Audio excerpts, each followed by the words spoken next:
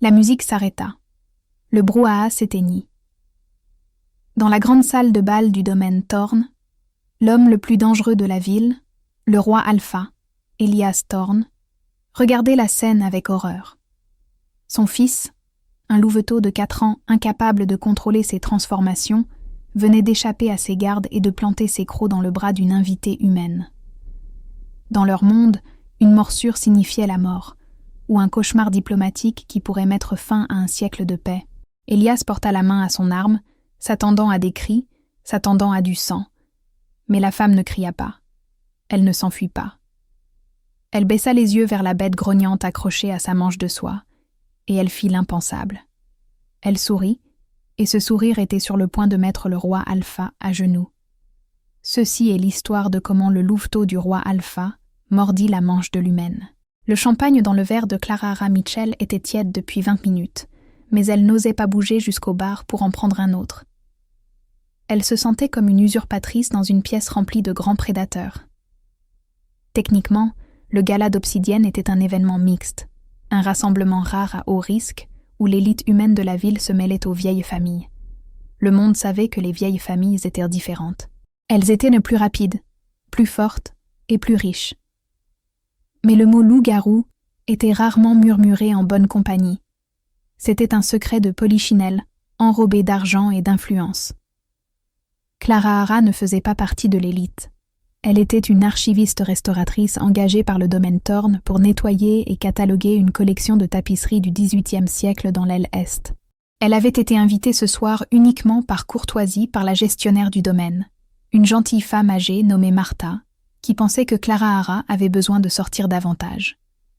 Debout près d'un imposant pilier de marbre noir, Clara Hara ajusta la manche de sa robe en soie bleu marine achetée d'occasion. Elle était modeste comparée aux robes scintillantes qui l'entouraient, mais c'était ce qu'elle avait de mieux. « Il est d'humeur massacrante ce soir », murmura une voix à proximité. Clara Hara jeta un coup d'œil. 2 femmes couvertes de diamants regardèrent vers le haut du grand escalier. Elias Thorn descendait les marches. Même à cette distance, l'homme déclencha une peur primale dans la poitrine de Clara Hara. Il était le PDG de Thorn Industries. Mais dans ces cercles, il était le roi Alpha. Il était grand, son smoking taillé à la perfection pour dissimuler la densité de ses muscles. Ses cheveux sombres étaient coiffés en arrière, et sa mâchoire était couverte d'une ombre de barbe qui semblait plus dangereuse que négligée. Mais c'étaient ses yeux, gris orageux et agités, qui rendaient l'air de la pièce lourd. Il ressemblait à un homme cherchant la bagarre, ou peut-être à un homme fatigué de se battre. Elias atteignit le bas des escaliers, et la foule s'écarta comme la mer Rouge. Il ne leur accorda aucune attention. Son bêta, un homme aux traits fins nommé Julian Van, lui murmura quelque chose à l'oreille. La mâchoire d'Elias se crispa, et il hocha brusquement la tête. Clara Hara détourna le regard, essayant de se faire toute petite. « Encore 1 heure, » se dit-elle. « Ensuite, je pourrai rentrer chez moi, enfiler un pantalon de survêtement et oublier que j'ai un jour essayé de côtoyer des monstres. » Elle sentit une traction sur sa jupe. Au début, elle crut avoir accroché l'ourlet au pilier de marbre. Elle bougea la jambe, mais la résistance persista. Elle baissa les yeux. Là, sortant de sous la lourde nappe de velours de la table du buffet, se trouvait un enfant, ou plutôt une créature qui ne pouvait décider si elle était un enfant ou un loup. C'était un garçon de pas plus de 4 ans, avec des cheveux sombres, bouclés et sauvages, et des yeux du même gris orageux que l'homme en haut des escaliers. Mais ses mains étaient couvertes de fourrure, et ses oreilles étaient pointues, frémissant au sommet de sa tête. Il grognait, un son grave et grondant qui vibrait contre le tibia de Clara Hara. La panique monta dans la poitrine de Clara Hara. Elle connaissait les règles. Ne pas approcher la progéniture. Les vieilles familles étaient farouchement protectrices. « Salut, toi » murmura-t-elle, sa voix tremblant à peine. « Tu es un peu loin de ton lit, non ?» Le garçon ne répondit pas. Il avait l'air terrifié. Ses yeux parcoururent la pièce, submergés par le bruit, l'odeur de parfum et le tintement des verres. Il était surstimulé. Clara Hara reconnut ce regard. Son jeune frère était autiste et réagissait souvent de la même manière aux foules. Soudain, un serveur laissa tomber un plateau de verres en cristal. Crash. Le son fut comme un coup de feu dans la pièce tendue. Le garçon sursauta violemment. L'instinct prit le dessus. Il se jeta en avant. Tout se passa en un éclair. La mâchoire du garçon se referma sur l'avant-bras de Clara Hara. Ses dents, plus acérées que celles d'un enfant humain, déchirèrent la soie bleu marine. « Ah !» haleta Clara Hara, la douleur vive et immédiate. La pièce devint silencieuse. La musique s'arrêta. Les conversations s'interrompirent en pleine phrase. Toutes les têtes se tournèrent vers le pilier. Clara Hara se figea. Le garçon était agrippé à son bras, son petit corps tremblant, grognant, les sons étouffés par le tissu de sa manche. Elle pouvait sentir l'humidité du sang s'infiltrer dans la soie. Mais étrangement, la pression n'était pas écrasante. Il se tenait, s'ancrant dans le chaos. Puis la foule s'écarta de nouveau. Cette fois, ce n'était pas par respect, c'était par peur. Elias Thorne arrivait. Il se déplaçait avec une vitesse terrifiante, traversant la salle de bal en 3 enjambées. Son visage était un masque de fureur pure et mortelle. Julian, son bêta, était juste derrière lui, l'air pâle. « Léo !» rugit Elias. Le son vibra dans les os de Clara Hara. Le garçon, Léo, gémit mais ne lâcha pas prise. Il serra plus fort, les yeux fermés. Elias s'arrêta à 1 mètre de Clara Hara. L'air autour de lui crépitait pratiquement d'énergie. Il regarda le garçon, puis le sang qui tachait la manche de Clara Hara. Ses yeux se levèrent pour rencontrer les siens. Ils étaient noirs. Son loup faisait surface. « Ne bougez pas !» ordonna Elias, sa voix un grognement sourd. « Si vous vous débattez, vous déchirerez la peau. Si vous criez, vous l'effrayerez, et il vous arrachera la main. » Les invités regardaient, retenant leur souffle. Une humaine blessée par l'héritier incontrôlable de l'alpha. C'était un désastre de relations publiques. C'était un incident diplomatique. C'était une condamnation à mort. Le cœur de Clara Hara martelait ses côtes comme un oiseau piégé. La douleur était lancinante, mais elle baissa les yeux sur la tête bouclée attachée à son bras. Elle vit les épaules tremblantes. Elle sentit sa peur. Elle était plus vive que l'odeur métallique de son propre sang. « Ce n'est qu'un bébé », pensa-t-elle. « Il est mort de peur. » Elias tendit la main, en forme de griffe, prêt à détacher de force son fils. « Léo, lâche. Maintenant. »« Attendez, » dit Clara Hara. Le mot était doux, mais dans le silence, il porta. Elias s'arrêta, sa main planant à quelques centimètres du garçon. Il regarda Clara Hara comme si elle venait de parler une langue étrangère. « Qu'avez-vous dit ?»« Ne l'attrapez pas, » dit Clara Hara, sa voix gagnant une once de stabilité. Elle ignora la brûlure dans son bras. « Il est en pleine crise de panique. Si vous l'attrapez, il se débattra. »« Il est en train de vous mordre, mademoiselle, qui que vous soyez, » lança Julian vint de derrière Elias. « Laissez l'alpha s'en occuper. »« Il ne mord pas pour attaquer, » dit Clara Hara, ses yeux fixés sur Elias, le suppliant de voir ce qu'elle voyait. Il cherche à s'ancrer. Il est submergé. Lentement, délibérément, Clara Hara fit l'impensable. Elle ne se dégagea pas. Elle ne cria pas. Elle détendit son bras. Elle s'agenouilla, amenant son visage au niveau de l'enfant attaché à son membre. Le mouvement força Elias à reculer, la confusion luttant avec son agressivité. « Tout va bien », murmura Clara Hara, ignorant la salle pleine d'yeux. Elle utilisa sa main libre pour fouiller lentement dans sa pochette. Elias se tendit, ses muscles se contractant. « Attention à votre main !» Clara Hara l'ignora. Elle sortit un petit emballage froissé, une menthe. Elle le secoua doucement près de l'oreille du garçon. Le froissement perça à travers les grognements. « J'ai un marché pour toi », murmura Clara Hara au garçon. « Mon bras a le goût de la soie et de la vieille lessive. Ceci a le goût de la menthe poivrée. Je pense que l'échange est en ta faveur. » Les oreilles du garçon frémirent. Un œil s'ouvrit. Clara Hara sourit. Ce n'était pas un faux sourire de mondaine. C'était un sourire authentique, chaleureux, qui plissait le coin de ses yeux. « Salut Léo, je suis Clara Hara. C'est une sacrée dentition que tu as là. » Léo cligna des yeux. Le grognement cessa. La femme humaine ne sentait plus la peur. Elle sentait la vanille et le vieux papier et quelque chose de calme. Lentement, la pression sur son bras se relâcha. Léo ouvrit la bouche, laissant derrière lui 2 marques de perforation distinctes et une manche ruinée. Il regarda l'emballage de la menthe, puis leva les yeux vers Clara Hara. « Menthe », chuchota-t-il. Toute la salle de bal sembla expirer en même temps. Clara Hara déballa le bonbon et le lui tendit. « Menthe ». Léo le mit dans sa bouche. Instantanément, la fourrure sur ses mains se rétracta. Les oreilles pointues s'arrondirent. Il n'était plus qu'un petit garçon terrifié dans un smoking trop grand pour lui. Il s'affaissa en avant, enfouissant son visage dans l'épaule non blessée de Clara Hara. Clara Hara enroula instinctivement son bras valide autour de lui, lui frottant le dos. « Voilà, tu es en sécurité. » Elle leva les yeux, s'attendant à de la gratitude.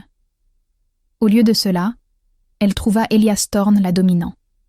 L'agressivité avait disparu, remplacée par un regard d'une intensité profonde et terrifiante. Il ne regardait pas son fils. Il la regardait, elle.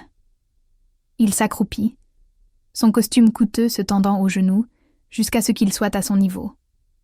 Il tendit la main, non pas vers le garçon, mais vers son bras blessé. Ses doigts, calleux et chauds, effleurèrent de la soie déchirée. « Vous saignez, » dit-il. « Ce n'est rien, » souffla Clara Hara, soudainement prise de vertige à cause de la chute d'adrénaline. « Ce n'est pas rien, » dit Elias. Sa voix n'était plus un grognement. C'était un ordre qui ne tolérait aucune discussion. Il se leva, prenant Léo dans un bras sans effort. Et puis, avant que Clara Hara ne puisse réagir, il lui tendit son autre main. « Venez avec moi. »« Je devrais y aller, » balbutia Clara Hara. « Mon service est techniquement... » « Vous avez versé du sang sur mon sol à cause de mon fils, » dit Elias, ses yeux gris la clouant sur place. « Vous ne partirez pas tant que je ne saurai pas pourquoi il ne vous a pas mis en pièces, et tant que je n'aurai pas réparé ça. » Il n'attendit pas qu'elle prenne sa main. Il lui saisit le coude, doucement mais fermement, et la dirigea vers la sortie privée, loin des regards indiscrets de la foule stupéfaite. Alors qu'il s'éloignait, Clara Hara sentit une sensation de brûlure sur sa nuque. Elle jeta un coup d'œil en arrière. Julian Van, le bêta, les regardait partir. Il n'était pas soulagé que le fils de l'alpha soit en sécurité. Il avait l'air furieux. Le silence du bureau privé était plus lourd que le bruit de la salle de bal. Le bureau d'Elias Thorne était une forteresse de acajou sombre, de cuir et de l'odeur persistante de fumée de cigares et de pain. Les lourdes portes s'étaient refermées, isolant les chuchotements curieux du gala.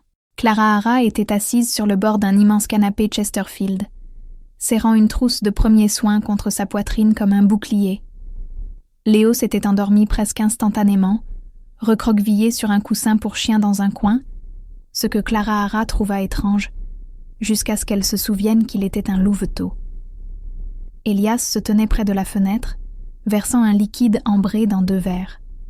Il n'avait pas parlé depuis qu'ils étaient entrés dans la pièce. Il avait simplement montré le canapé et ordonné « Asseyez-vous ». Clara Hara le regardait. Maintenant que la panique s'était calmée, la douleur dans son bras était une pulsation constante. Elle retira la manche abîmée. La morsure n'était pas profonde, mais elle commençait à former un hématome rapidement. Un arc violet parfait de marques de dents. « Buvez », dit Elias en se retournant. Il lui tendit un verre. « Je ne bois pas de whisky », dit Clara Hara d'une petite voix. « Ce n'est pas pour le goût, c'est pour le choc. » Il posa le verre sur la table devant elle et s'assit dans le fauteuil en cuir en face d'elle. Il s'assit avec l'assurance désinvolte d'un homme qui possédait tout dans un rayon de 80 kilomètres. Il l'observait avec une intensité qui donnait à Clara Hara envie de s'agiter. Mais elle tint bon. « Qui êtes-vous » demanda Elias. Pas de politesse, pas de merci. « Clara Hara Mitchell, je vous l'ai dit dehors. Je connais votre nom. J'ai demandé qui vous êtes. » Elias se pencha en avant, posant ses coudes sur ses genoux.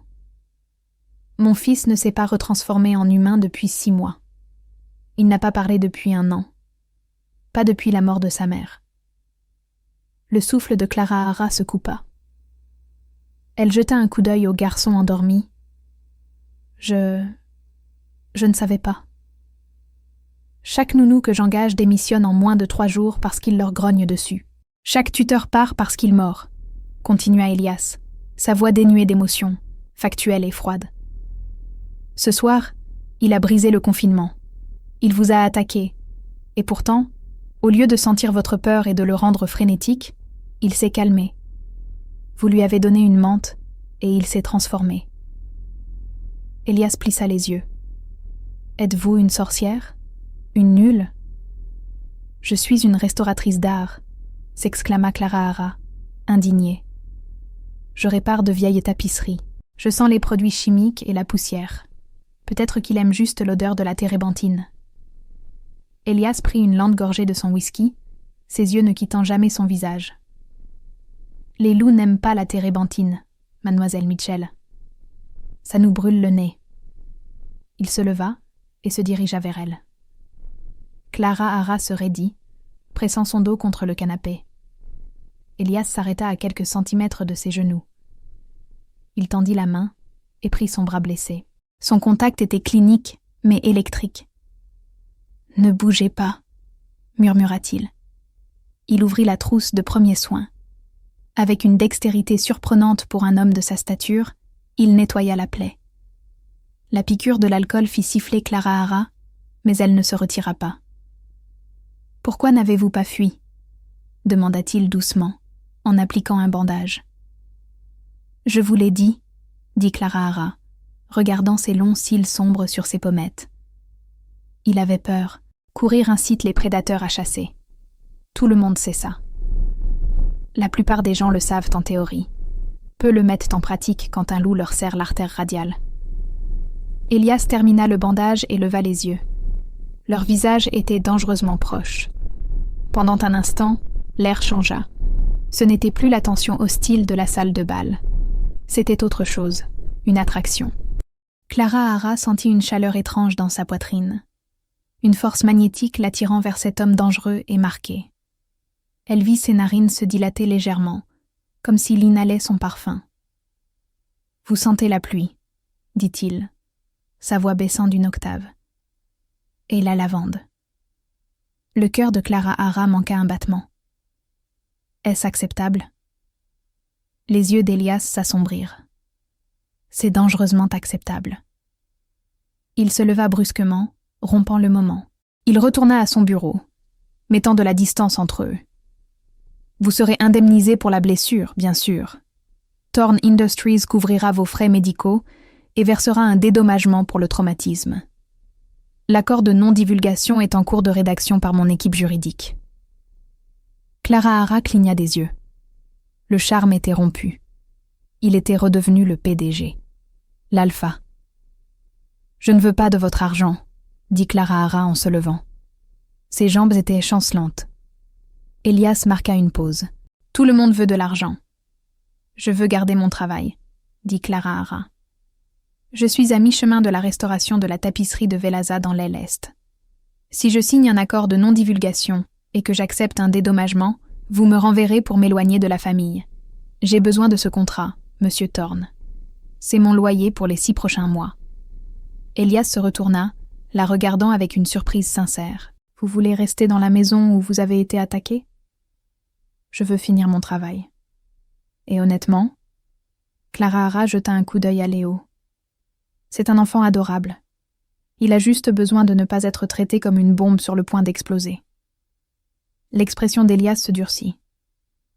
Il est une bombe, et je suis le seul à l'empêcher de détonner. Avant que Clara Hara ne puisse répondre, les lourdes portes en chêne s'ouvrirent brusquement. Julian Vane entra d'un pas décidé, sans prendre la peine de frapper. Il était suivi de 2 grands gardes de sécurité. « Alpha », dit Julian, la voix tendue. « Le conseil exige une déclaration. Ils disent que le garçon est sauvage. Ils suggèrent le confinement. » Le visage d'Elias devint glacial. La température de la pièce sembla chuter de 10 degrés. « Le confinement ? Il a mordu une civile devant la presse, Elias, » dit Julian en s'approchant. Il jeta un regard à Clara Hara avec un dédain non dissimulé. « Nous devons faire du contrôle de dégâts. Débarrassez-vous de la fille. Payez-la. Envoyez le garçon au centre des hautes terres jusqu'à ce qu'il apprenne à se contrôler. »« Il a 4 ans, Julian, » gronda Elias, un faible grondement commençant dans sa poitrine.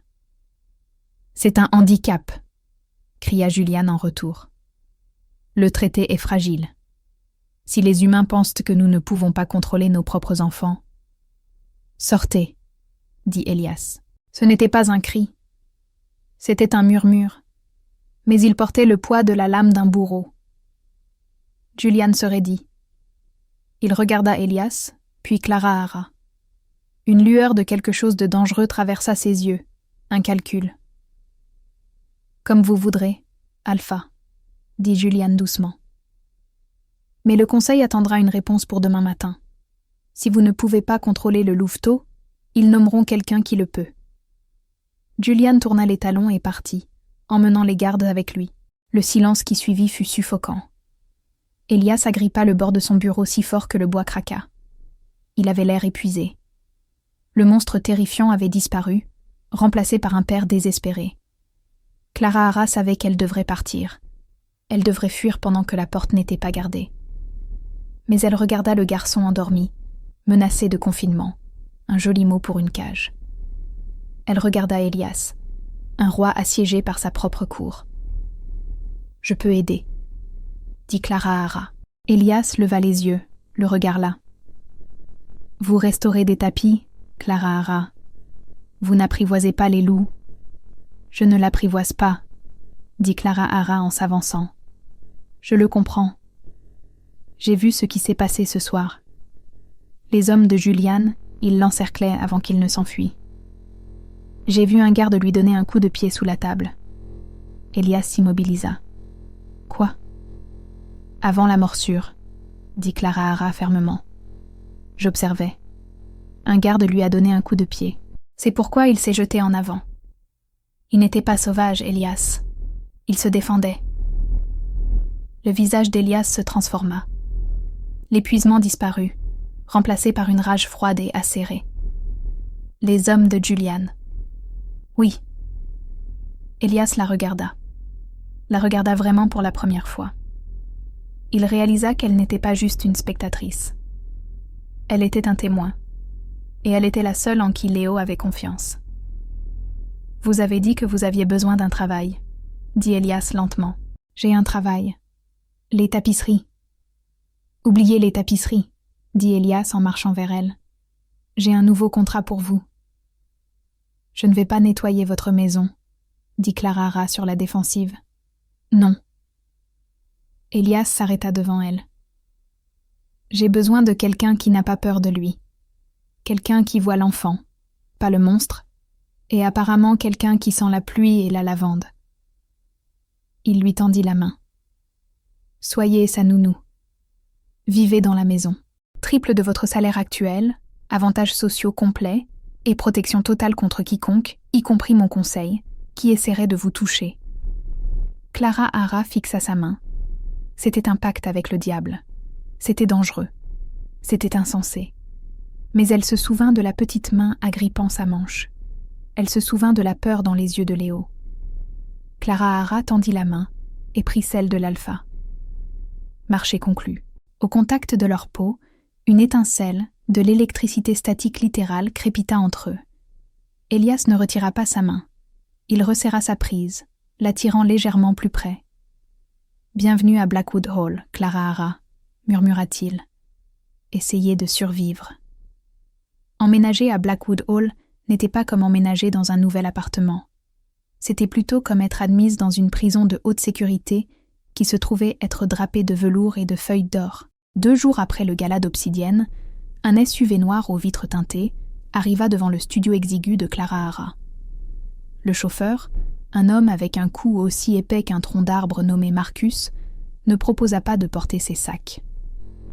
Il se contenta de surveiller le périmètre pendant qu'elle chargeait ses 2 valises contenant toute sa vie dans le coffre. Alors qu'il franchissait les portes en fer forgé du domaine Thorn, Clara Hara sentit l'atmosphère changer. L'air ici était plus frais, plus vif. Le domaine était vaste, un mélange tentaculaire de jardins anglais manucurés et de forêts denses et sauvages qui semblaient s'approcher inconfortablement de la maison principale. « Les règles !» grogna Marcus, brisant le silence alors qu'il s'arrêtait devant l'entrée des domestiques. « N'allez pas dans l'aile ouest. Ce sont les quartiers de l'Alpha. N'allez pas dans les sous-sols. C'est la sécurité. Et n'allez pas dans les bois après le coucher du soleil. C'est un terrain de chasse. » Clara Hara déglutit difficilement. « Compris. Restez à l'intérieur. Ne pas me faire dévorer. » À l'intérieur, l'accueil fut glacial. La gouvernante en chef, Madame Higgins, une femme qui semblait avoir été taillée dans du granit, toisa Clara Hara de haut en bas, avec un ricanement à peine dissimulé. « Vous êtes la nouvelle gouvernante, » dit Madame Higgins, faisant sonner le titre comme une insulte. « Je vous donne 1 semaine. La dernière est partie en ambulance. J'ai une haute tolérance à la douleur, » mentit Clara Hara en ajustant ses lunettes. « Où est Léo ? » Le jeune maître est dans la nurserie, 3e étage, aile est. La porte est verrouillée de l'extérieur. Pour sa sécurité ? Clara Hara fronça les sourcils. Verrouillée ? Elle n'attendit pas de réponse. Elle monta les escaliers 4 à 4, ignorant les murmures des femmes de chambre qui polissaient les rampes. Quand elle atteignit le 3e étage, elle trouva une lourde porte en chêne, renforcée de bandes d'acier. Un clavier numérique se trouvait à côté de la poignée. Madame Higgins composa un code. La serrure se déverrouilla avec un bruit sourd et lourd. La pièce à l'intérieur était spacieuse, remplie de jouets coûteux, mais elle était sans vie. Les fenêtres étaient scellées. L'air était vicié. Et au centre de la pièce, assis à l'intérieur d'un parc pour enfants littéralement fait de plexiglas renforcé, se trouvait Léo. Il était recroquevillé en boule, portant un t-shirt gris, fixant d'un air absent l'écran d'une tablette. Clara Hara sentit une vague de colère qui n'avait rien à voir avec la peur. Ce n'était pas une nurserie, c'était une cellule de détention. « Ouvrez ça », dit Clara Hara, en montrant la porte en plexiglas. « L'Alpha a ordonné, » commença Madame Higgins. « L'Alpha m'a engagée pour prendre soin de lui, » lança Clara Hara, sa propre voix la surprenant. « Et je ne peux pas faire ça à travers une vitre par balle. Ouvrez, ou j'appelle Monsieur Thorn tout de suite et je lui dis que vous entravez son employé. » Madame Higgins pinça les lèvres, ses yeux brillant en jaune pendant une fraction de seconde, un rappel qu'elle aussi était une louve. Mais elle composa le code. La porte en verre s'ouvrit avec un clic. Clara Hara entra dans l'enclos. Elle ne se précipita pas. Elle s'assit par terre en tailleur, à environ 1,50 m du garçon. « Salut, Léo, » dit-elle doucement. « Tu te souviens de moi ? Je suis la dame qui a le goût de la lessive. » L'oreille de Léo frémit. Il leva les yeux. La reconnaissance se lut dans ses yeux gris. Il renifla l'air, captant l'odeur de vanille et de vieux papier. Il ne grogna pas. Il ne se transforma pas. Il rampa simplement vers elle, traînant un ours en peluche avec lui, et appuya sa tête contre son genou. Madame Higgins haleta depuis le seuil de la porte. Il n'a pas essayé de vous mordre. Ce n'est pas un monstre, Madame Higgins, dit Clara Hara en caressant les cheveux bouclés de Léo. Il est seul. Vous pouvez partir maintenant. Pendant les 4 heures suivantes, Clara Hara travailla. Elle n'essaya pas de forcer Léo à parler ou à jouer. Elle se contenta d'exister avec lui. Elle ouvrit les rideaux pour laisser entrer la lumière du soleil. Elle sortit un livre, Le Hobbit, et commença à lire à voix haute. Le son de sa voix semblait agir comme une ancre, maintenant les instincts de loup de Léo à distance. Mais la paix fut brisée à 18 heures précises. La porte s'ouvrit et une infirmière entra.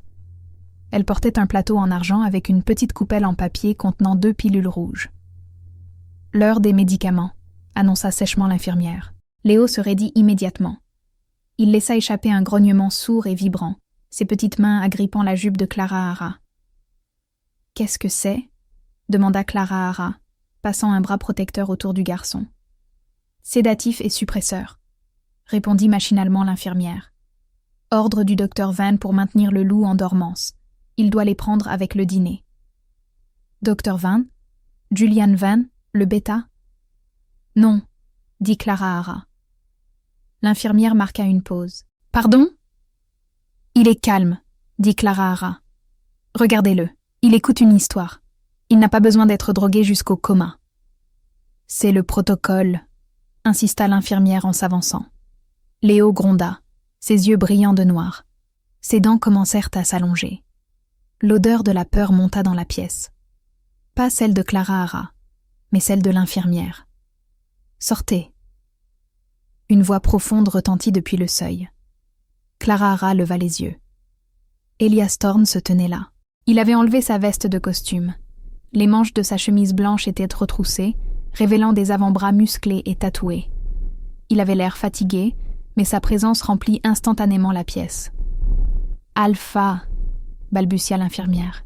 « J'étais juste en train d'administrer le... »« J'ai entendu, » dit Elias. Il entra dans la pièce, ignorant l'infirmière, et regarda Clara Hara. Puis il regarda Léo, qui était pressé contre le flanc de Clara Hara, à moitié transformé, mais se retenant. « Il déteste les pilules, » dit Clara Hara à Elias, sa voix stable malgré son cœur qui battait la chamade. « Elles le rendent malade. J'ai vu son dossier. Les effets secondaires incluent l'agressivité et la paranoïa. Vous lui donnez des médicaments pour l'empêcher d'être agressif, mais les médicaments le rendent agressif. » Elias la fixa. Julian a dit que c'était nécessaire pour stabiliser ses transformations. Julian est un requin des affaires, pas un pédiatre, rétorqua Clara Hara. Elle prit la coupelle de la main de l'infirmière, la renifla et plissa le nez. Ça sent la brûlure chimique. Si je peux le sentir, imaginez ce que ça sent pour lui avec ses sens surdéveloppés. C'est de la torture. Elias, l'appeler par son prénom était un risque. L'infirmière avait l'air horrifiée. Mais Elias ne réagit pas violemment. Il prit la coupelle des mains de Clara Hara. Il la renifla, sa lèvre se retroussant de dégoût. « Laissez-nous » ordonna Elias à l'infirmière. Elle s'enfuit. Elias s'accroupit. Il regarda son fils. « Léo, tu ne veux pas de ça. » Léo secoua violemment la tête. Elias écrasa la coupelle en papier dans sa main, les pilules rouges se réduisant en poussière. « Alors tu ne les prendras pas. Mais si tu perds le contrôle, Léo, si tu la blesses... » « Il ne le fera pas, » promit Clara Hara. Elias regarda Clara Hara. L'intensité de son regard lui coupa le souffle. Il tendit la main, repoussant une mèche de cheveux rebelles derrière son oreille. Ses doigts s'attardèrent sur le point de pulsation de son cou. « Vous jouez à un jeu dangereux, Clara Hara, » murmura-t-il, en sapant l'autorité de mon bêta, en changeant la routine. « Si vous avez tort, c'est mon fils qui en paiera le prix. » « Je n'ai pas tort, » chuchota Clara Hara. « Pour votre bien, » dit Elias, son pouce effleurant sa mâchoire, en voyant un frisson le long de sa colonne vertébrale. « J'espère que non. » 2 semaines passèrent. La cage dorée de la nurserie commença à changer. Sous l'influence de Clara Hara, le parc en plexiglas fut démantelé. Les lourds rideaux furent remplacés par du lin transparent. La pièce sentait les diffuseurs de lavande et l'air frais. Léo n'avait pas eu une seule crise de violence. Il ne parlait toujours pas, mais le grognement constant de bas niveau avait cessé. Il communiquait avec Clara Hara par des attouchements, des tiraillements sur sa manche et des dessins troublants, des loups aux yeux rouges, des silhouettes sombres dans les coins, mais des dessins néanmoins. Le personnel de maison restait distant, mais l'hostilité ouverte s'était adoucie en une curiosité lasse. Ils observaient Clara Hara comme si elle était une démineuse désamorçant un explosif. Cependant, la paix était fragile. Clara Hara sentait des yeux constamment posés sur elle. Un mardi après-midi, Elias organisait un déjeuner diplomatique dans le jardin. Les diplomates étaient les alphas des territoires voisins, des hommes et des femmes rudes et marqués qui se déplaçaient comme des tigres en peau humaine. Clara Hara avait reçu l'ordre de garder Léo dans la nurserie, hors de vue. « C'est un jeu de pouvoir », marmonna Clara Hara pour elle-même en rangeant les cubes de Léo. « Cacher l'héritier défaillant pour que les autres loups ne voient pas de faiblesse. » Léo était en train de construire une tour, sa langue sortant en signe de concentration. Soudain, un son perça l'air. Il était aigu, à peine audible pour Clara Hara, comme le sifflement d'un vieux téléviseur, mais plus strident. Léo lâcha son cube. Il plaqua ses mains sur ses oreilles et hurla. Ce n'était pas un cri humain, c'était un hurlement de douleur. « Léo !» Clara Hara tomba à genoux. « Qu'est-ce que c'est ? Qu'est-ce qui ne va pas ?» Léo se tordait sur le sol, se griffant les oreilles. Ses yeux se révulsèrent, devenant d'un noir pur. De la fourrure jaillit le long de ses bras. Il se transformait, mais cela semblait douloureux. Forcé. Le son. Clara Hara se concentra. Elle pouvait l'entendre maintenant. Une faible pulsation électronique rythmique provenant de la grille de ventilation près du sol. Elle se précipita vers la grille. Le son y était plus fort, un émetteur. Quelqu'un avait placé un émetteur sonique dans la nurserie. Léo se débattait, ses griffes déchirant la moquette. Il happait l'air, aveuglé par la douleur. Il allait se transformer complètement, et il allait être enragé. Clara Hara ne réfléchit pas. Elle attrapa une lourde chaise en bois et la fracassa contre la grille murale. Le bois se brisa. Elle plongea la main dans le trou déchiqueté, ignorant le métal tranchant qui lui coupait la main, et arracha une petite boîte noire. Elle la jeta par terre et l'écrasa avec son talon. Crunch! Le sifflement cessa. Le silence envahit à nouveau la pièce. Léo s'effondra, haletant, mi-loup, mi-garçon. Il tremblait violemment.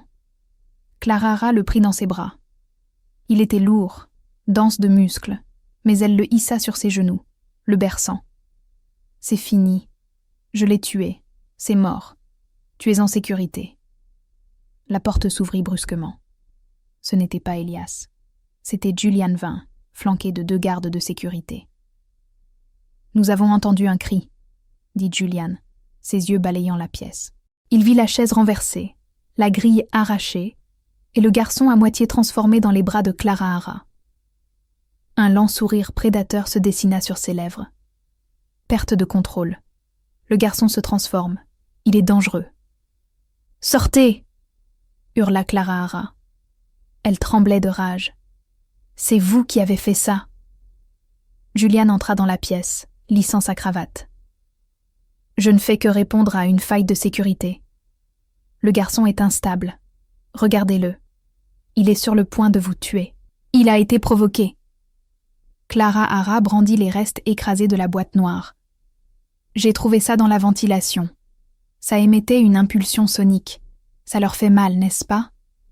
Une haute fréquence. » Le sourire de Julian ne vacilla pas, mais ses yeux devinrent froids. « Je ne sais pas ce que c'est. Probablement un jouet que vous avez apporté. Garde, maîtrisez le garçon. Il doit être déplacé dans les cellules du sous-sol pour sa propre sécurité. » Le garde s'avança. « Non !» Clara Hara protégea Léo de son corps. « Vous ne le toucherez pas. »« Écartez-vous, humaine !» grogna le garde. Il tendit la main, saisissant l'épaule de Clara Hara pour la jeter de côté. « Roar !» Le son fit trembler les vitres. Le garde fut projeté en arrière, s'écrasant contre la bibliothèque. Elias se tenait sur le seuil. Mais il n'était pas humain. Il était à mi-transformation, son visage allongé, les dents découvertes, les yeux brillants d'un or radieux et terrifiant. L'alpha, il ne parla pas. Il traversa la pièce en un éclair, plaquant Julian Van contre le mur par la gorge. Elias reprit lentement sa forme humaine, sa main toujours un étau autour du cou de son bêta. « Tu l'as touché, » gronda Elias. « Et tu as essayé de mettre mon fils en cage. »« Elias, regarde-le » haleta Julian, s'étouffant. Le garçon est sauvage. La fille cache son agression. Elle le protège de toi. Elias rugit, jetant Julian au sol. Elias se tourna vers Clara Hara. Il vit le sang sur sa main là où elle avait fouillé dans la ventilation. Il vit Léo s'accrocher à elle. Il s'approcha, la rage irradiant de lui par vagues de chaleur. Il s'agenouilla devant Clara Hara. « Est-ce qu'ils t'ont blessé ?» demanda Elias, la voix rauque. « Je me suis coupé la main sur la grille », dit Clara Hara, sa voix tremblante. Elle tendit la boîte noire écrasée. C'était à l'intérieur. Ça faisait un bruit. C'est pour ça qu'il a crié. Elias prit l'appareil. Il l'examina. Il le reconnut immédiatement. C'était un émetteur de contrôle de foule utilisé par les chasseurs pour désorienter les loups. Lentement, Elias se leva et se tourna vers Julian. La pièce semblait se remplir d'électricité statique. « C'est de la technologie Stark », dit Elias calmement. « Nous avons confisqué une caisse de ces appareils le mois dernier. Ils étaient censés être détruits. Par toi, Julian. » Julian recula en rampant. « Alpha, je testais les systèmes de sécurité. Il a dû mal fonctionner. Je ne savais pas. »« Tu as mis une arme sonique dans la chambre de mon fils, » dit Elias. « Pour prouver qu'il était sauvage, pour me forcer à l'envoyer loin. »« Il est faible !» cria Julian, abandonnant le mensonge. « C'est un louveteau brisé. Il ne sera jamais roi. J'essaie de sauver la meute d'une lignée faible. » L'air quitta la pièce. C'était de la trahison. Une trahison ouverte. Elias regarda Julian avec un regard d'une finalité absolue. « Sors de ma maison. Tu es déchu de ton rang. Si je te vois sur le territoire Torn au coucher du soleil, je te chasserai. Et je ne chasserai pas en tant qu'homme. » Julian se releva en chancelant, l'air terrifié. Il lança un dernier regard de haine pure à Clara Hara, l'humaine qui avait ruiné son plan, et s'enfuit de la pièce. Elias ne le poursuivit pas. Il s'affaissa, l'adrénaline retombant. Il se retourna vers Clara Hara.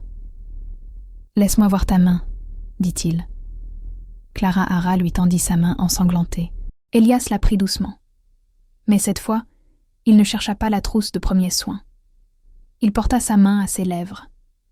Clara Hara se figea. Elias embrassa la blessure sur sa paume. Ses lèvres étaient chaudes. Une décharge d'électricité, plus forte qu'auparavant, traversa son bras et alla droit à sa poitrine. Ce n'était pas juste un baiser, c'était une revendication. Un loup léchant une blessure. Léo, voyant son père calme, se retransforma finalement complètement. Il se tortilla hors des genoux de Clara Hara et serra la jambe d'Elias. Elias enroula un bras autour de son fils et garda son autre main agrippée à celle, non blessée, de Clara Hara. « Tu l'as défendue, » murmura Elias, la regardant avec des yeux où l'or et le gris tourbillonnaient, face à un loup. « Tu n'as aucun instinct de survie, Clara Hara Mitchell. »« J'ai un instinct de protection. » corrigea Clara Hara, le souffle court. « Oui, » dit Elias, l'attirant légèrement plus près jusqu'à ce que ses genoux heurtent sa poitrine. « Tu en as un.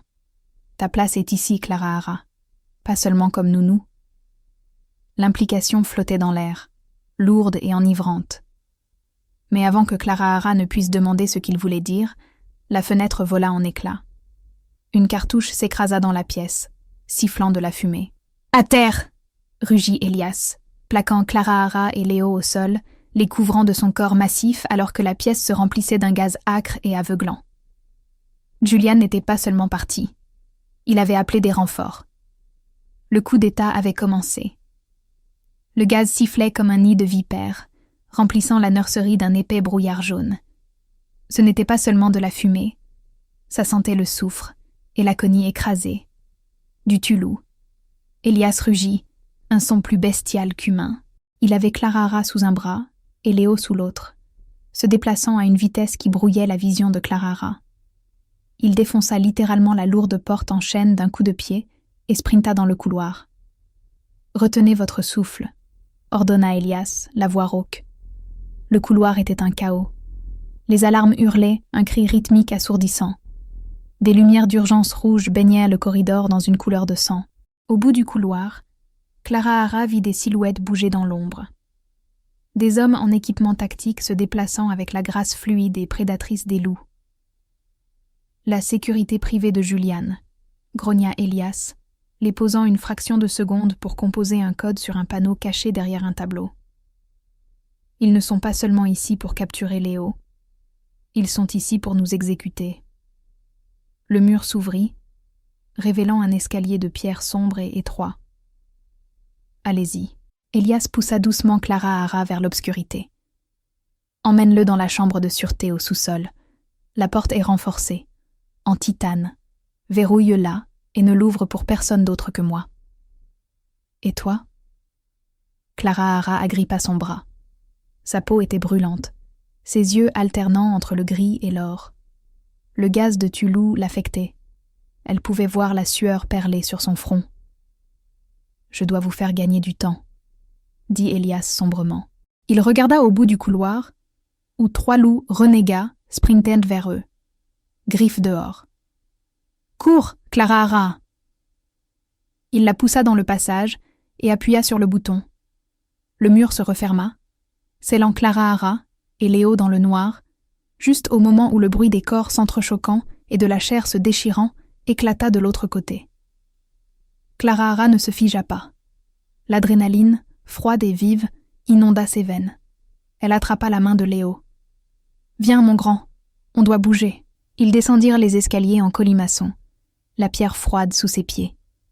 Léo gémissait, pressant son visage contre son flanc.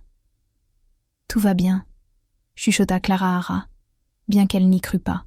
« Papa est fort, il est le plus fort. » Ils atteignirent le sous-sol. C'était un labyrinthe de pièces de stockage et de caves à vin. Clara se dirigea vers la porte en acier au fond, comme Elias l'avait décrit. Elle composa le code d'urgence qu'Elias lui avait fait mémoriser le premier jour sur le clavier. Accès refusé. Le cœur de Clara s'arrêta. Elle le tapa à nouveau. Accès refusé. Neutralisation du système en cours. Julian. Clara retint son souffle. Bien sûr. Julian avait été le chef de la sécurité pendant des années. Il n'avait pas seulement amené des hommes armés. Il avait piraté la maison. La chambre de sûreté n'était pas un sanctuaire. C'était un tombeau. Si elle les enfermait à l'intérieur, Julian pourrait simplement couper l'oxygène. Changement de plan, dit Clara, la voix tremblante. Elle regarda frénétiquement autour d'elle. Elle était dans la cave à vin. Des rangées de bouteilles millésimées, de lourds fûts de chêne et un monte-plat. C'était une vieille gaine de service utilisée pour monter les bouteilles de vin à la cuisine. C'était petit, trop petit pour un adulte, mais assez grand pour un garçon de 4 ans. Clara s'agenouilla devant Léo. « Léo, écoute-moi. J'ai besoin que tu sois le garçon le plus courageux du monde en ce moment. » Elle ouvrit la porte du monte-plat. « J'ai besoin que tu grimpes là-dedans. Je vais t'envoyer dans le garde-manger de la cuisine. Quand tu arriveras, ne sors pas. Reste dans le mur. Cache-toi derrière les sacs de farine. Tu peux faire ça ?» Léo secoua la tête, des larmes coulant sur son visage. Il agrippa sa chemise. « Non, non, Léo, s'il te plaît, » supplia Clara, entendant des bruits de pas lourds dans les escaliers au-dessus d'eux. « Ils arrivent. Je ne peux pas me cacher. Mais toi tu peux. Tu es l'héritier de l'Alpha. Tu dois survivre. » Elle l'embrassa sur le front, sortit l'emballage de menthe de sa poche, celui de la première nuit, et le pressa dans sa main. « Garde ça en sécurité pour moi. » Elle le força à entrer dans la petite boîte et tira sur la corde. Le monte-plat grinça en montant, emportant le garçon sanglotant dans l'obscurité de la gaine. Clara referma la trappe juste au moment où la porte du sous-sol explosa. 3 hommes entrèrent. L'un était le garde qu'Elias avait projeté plus tôt. Les 2 autres étaient des inconnus, leurs yeux brillants en jaune. « Tiens, tiens !» ricana le garde en chef, enjambant une bouteille de vin brisé. La nounou, où est le louveteau? Clara Hara tint bon. Elle attrapa une bouteille de champagne Magnum sur le casier. Verre lourd, sous pression. Elle la tenait comme une matraque. Il est parti, dit Clara Hara, le menton haut. Il est à mi-chemin du poste de police à l'heure qu'il est. Menteuse, grogna le garde. Il s'avança, reniflant l'air. Je le sens. Il était là à l'instant. Vanille et peur. Il se jeta sur elle. Clara Hara balança la bouteille de toutes ses forces. Crac. Elle heurta la tempe du garde. La bouteille explosa, projetant du champagne cher et du verre partout. Le loup rugit, reculant en titubant, se tenant la tête ensanglantée. Mais il ne tomba pas. C'était une créature surnaturelle. Clara Hara était une bibliothécaire humaine. Le deuxième garde lui donna un revers de la main. La force du coup envoya Clara Hara voler à travers la pièce. Elle s'écrasa contre un casier à vin, le bois se brisant contre son dos. La douleur explosa dans ses côtes. Elle sentit le goût du cuivre. « Trouvez le garçon !» gronda le garde blessé aux autres. « Je m'occupe d'elle. » Le garde se dressa au-dessus de Clara Hara, ses griffes s'allongeant. « Tu aurais dû accepter le dédommagement, ma belle. » Clara Hara ferma les yeux, se préparant à la fin. Toum. Le plafond au-dessus d'eux trembla, de la poussière tomba. Puis un hurlement déchira le sous-sol. Ce n'était pas Elias, ce n'était pas un loup adulte, c'était un son aigu, perçant, terrifiant, qui brisa les bouteilles de vin restantes sur les étagères. Les gardes se figèrent. C'était quoi ça? Clara Hara ouvrit les yeux. La gaine du monteplat vibrait. Léo ne s'était pas caché. Le monteplat redescendit en s'écrasant, la corde se rompant. La boîte heurta le sol et se brisa. Mais ce n'est pas un enfant terrifié qui en sortit en rampant. C'était un loup. Il était petit, à peine de la taille d'un border collie, mais sa fourrure était d'un noir de jais, plus sombre que les ombres. Ses yeux brûlaient d'un feu gris orageux. Léo s'était entièrement transformé, et il n'avait plus peur. Le garde rit. « Regarde-moi ça. Le chiot veut jouer. » Il s'avança pour donner un coup de pied au petit loup. Léo bougea plus vite que la pensée. Il fut un flou de fourrure noire. Il ne visa pas la jambe. Il visa la gorge. Le garde hurla alors que les mâchoires de Léo se refermèrent sur son cou. La force de l'élan du petit loup projeta l'homme adulte en arrière. « Enlevez-le de lui !» cria le deuxième garde, sortant une arme. « Léo, cours !» cria Clara Hara. Elle ignora l'agonie dans ses côtes et se jeta sur les jambes du tireur. C'était un tacle désespéré et maladroit, mais suffisant pour le faire dévier. Le coup de feu partit, la balle faisant éclater un tonneau de vin rouge. Un liquide rouge inonda le sol comme du sang. Le garde donna un coup de pied dans l'estomac de Clara Hara, lui coupant le souffle. Il leva à nouveau l'arme, visant Léo, qui grondait au-dessus du premier garde tombé. Clic. L'arme s'enraya. Avant que le garde ne puisse débloquer la chambre, la lourde porte en acier du sous-sol fut arrachée de ses gonds. Elle vola à travers la pièce comme un morceau de papier, s'encastrant dans le mur du fond. Elias Thorne se tenait sur le seuil. Il était couvert de sang, pas le sien. Sa chemise était en lambeaux. Il respirait lourdement, sa poitrine se soulevant. Il embrassa la scène d'un seul regard. Le sol inondé. Son fils entièrement transformé et combattant. Et Clara Hara, recroquevillée sur le sol, haletante, positionnant son corps entre le tireur et Léo. Elias ne rugit pas.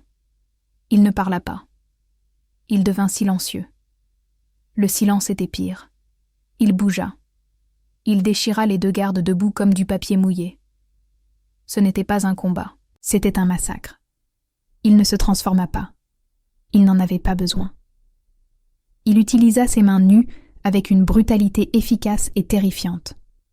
En moins de 10 secondes, la menace était neutralisée. Elias se tenait au centre des décombres, la poitrine haletante. Il se tourna lentement vers le coin. Léo, Voyant son père, faibli. La fourrure noire se rétracta.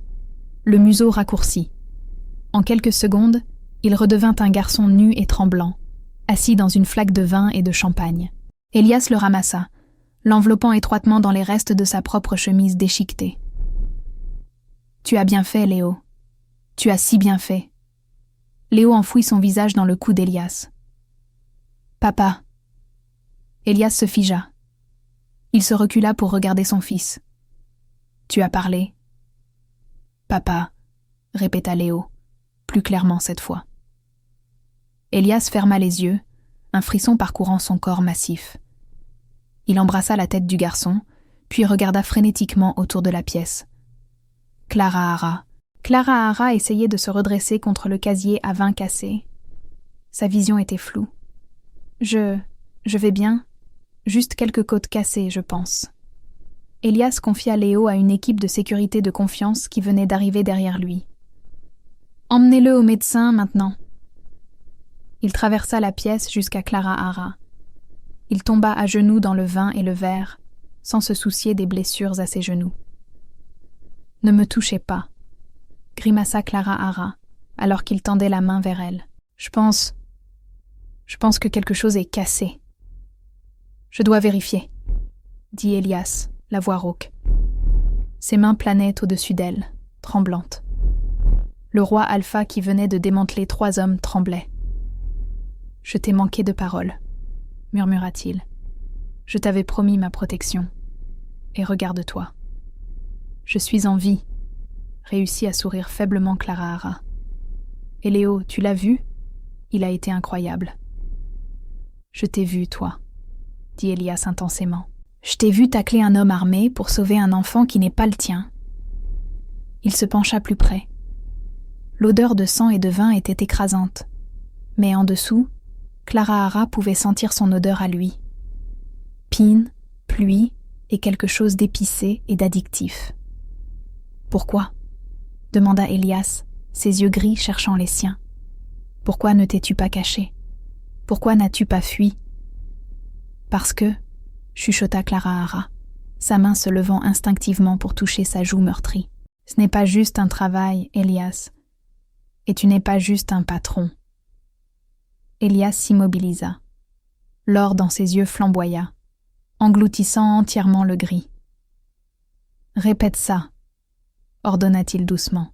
« Tu n'es pas juste un patron. » Elias laissa échapper un grognement sourd, mais c'était un son de possession, pas d'agression. « Non, je ne le suis pas. » Il se pencha, ses lèvres effleurant son oreille. « Une humaine ne peut pas être Luna. C'est la loi. C'est la loi depuis 1000 ans. » Le cœur de Clara Hara martelait ses côtes meurtries. « Je sais. Je m'en fiche, » murmura Elias. Il se recula, glissant ses bras sous ses genoux et son dos. Il la souleva sans effort, la berçant contre sa poitrine. « Où allons-nous » haleta Clara Hara au mouvement. « Au conseil, » dit Elias, son visage se durcissant comme de la pierre. « Julian s'est enfui, mais ses partisans observent. Ils pensent que je suis faible. Ils pensent que je ne peux pas protéger les miens. » Il sortit du sous-sol, enjambant les corps inconscients de ses ennemis, portant Clara Hara comme si elle était les joyaux de la couronne. « Je vais leur montrer exactement ce qui arrive quand ils touchent à ce qui est à moi. » Alors qu'ils émergèrent du sous-sol dans le hall principal, le personnel de maison survivant et les gardes loyaux s'arrêtèrent et les dévisagèrent. Ils virent leur alpha couvert de sang, portant la nounou humaine blessée. Ils s'attendaient à ce qu'ils l'emmènent à l'infirmerie. Au lieu de cela, Elias se dirigea droit vers la grande salle où se trouvait le trône de l'alpha, une chaise massive en obsidienne sculptée. Il s'assit sur le trône, tenant toujours Clara Hara sur ses genoux. « Convoquez les anciens », ordonna Elias à son chef de la sécurité. « Convoquez la presse. » Clara Hara le regarda, les yeux écarquillés. « Elias, qu'est-ce que tu fais ? Je saigne sur ton trône. »« Qu'il voie le sang, » dit Elias, sa prise se resserrant sur sa taille. « Qu'il voie que je saigne pour toi et que tu saignes pour cette famille. » Il baissa les yeux sur elle, et pour la première fois, il sourit. C'était un sourire terrifiant et magnifique. Ce soir, Clara Hara, nous réécrivons les lois.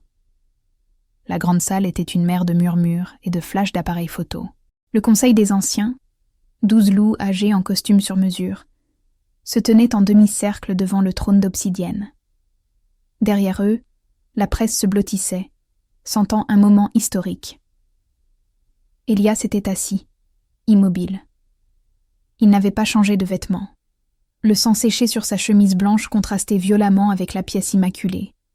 Clara Hara était toujours sur ses genoux, bien qu'elle ait essayé de s'asseoir sur une chaise. Elias avait refusé, son bras un bandeau de fer autour de sa taille. « C'est irrégulier », s'avança l'ancien Marcus, un homme aux cheveux blancs et aux yeux de silex. Une humaine assise sur le trône d'obsidienne. Elias, tu délires à cause du Tulou. Je n'ai jamais été aussi lucide, gronda la voix d'Elias, faisant taire la salle sans micro. Vous demandez de la force. Vous demandez une lignée capable de protéger cette meute. Il pointa un doigt taché de sang vers le siège vide de Julian Vin. Mon bêta, un loup de race pure, a tenté de tuer mon fils. Il s'est enfui quand le combat a commencé. Elias baissa les yeux sur Clara Hara. Elle était pâle, ses côtes bandées, mais son menton était haut. Cette femme, une humaine sans griffes ni crocs, s'est interposée entre un homme armé et l'héritier Alpha. Elle a saigné pour sauver un avenir qui n'est même pas le sien. La salle devint silencieuse. La loi stipule que la Luna doit être forte, continua Elias, sa voix tombant à un murmure dangereux. Il n'est pas dit qu'elle doit avoir de la fourrure. Elle n'est pas ta compagne, Elias, se moqua l'ancien Marcus. La biologie dicte. Mon loup l'a choisi, le coupa Elias, et mon fils l'a choisi. Comme sur un signal, la porte latérale s'ouvrit. Léo entra. Il était propre maintenant, portant des vêtements frais, tenant la main du chef de la sécurité. Il passa devant les anciens, devant la presse, et monta les marches de l'estrade. Il n'alla pas vers Elias, il alla vers Clara Hara. Il grimpa sur le trône massif et se faufila dans l'espace à côté d'elle. Il prit sa main, celle avec le bandage, et la leva pour que toute la salle la voie. « Mienne », dit Léo. Sa voix était petite, mais elle résonna dans le silence. Les anciens échangèrent des regards nerveux. L'héritier avait parlé. Nier Clara Hara maintenant. C'était rejeter le garçon qu'ils réclamèrent de voir depuis 1 an. Elias se leva, entraînant Clara Hara avec lui. Il regarda l'assemblée. « À partir de ce jour », déclara Elias, ses yeux brillants d'or. Clara Hara Mitchell est sous la protection du trône. Elle n'est pas seulement une employée, elle est la gardienne de l'héritier, et elle est... Il marqua une pause, regardant Clara Hara. Il ne lui demanda pas sa permission. Il énonça simplement un fait que son âme avait su depuis qu'elle avait offert une mante à son fils. Elle est mon élue. Quiconque lui manque de respect au roi. Lentement, de manière terrifiante, Elias s'agenouilla.